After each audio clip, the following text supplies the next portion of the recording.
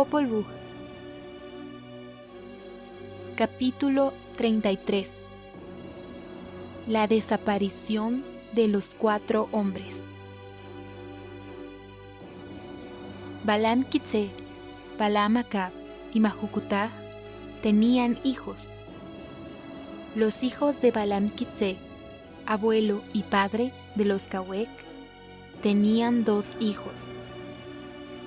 El primero se llamaba Cuocaib y el segundo Cuocawib.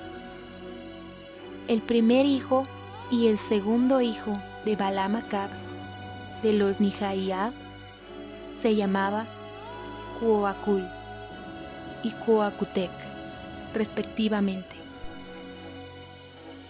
El hijo de Majucutag se llamaba Cuoahau, pero Equibalam no tuvo hijos.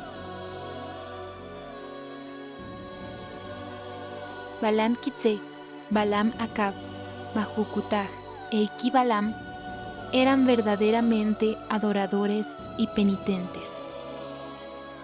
En Jacawitz ellos presentían su muerte.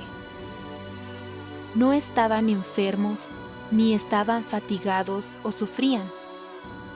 Solamente sabían que su misión estaba cumplida.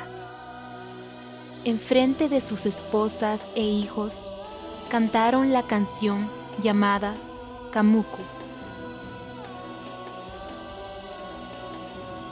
Hijos nuestros, nosotros nos vamos. Ya está alineado nuestro Señor venado como se refleja en el cielo. Nuestra misión está cumplida y nosotros regresamos. No nos olviden, no nos borren de su memoria. Cuiden de sus hogares y de la patria donde se establezcan. Dijo Balam Quitze: este es su poder. Les he dejado mis instrucciones y consejo. Y Balam Quitze les dio Pisom Cacal, que significa envuelto glorioso. No se sabía su contenido porque estaba bien envuelto. No se notaba su costura y por eso no se podía desatar. Los 4 hombres desaparecieron sobre la cumbre de la montaña Jacawitz. Así fue su desaparición.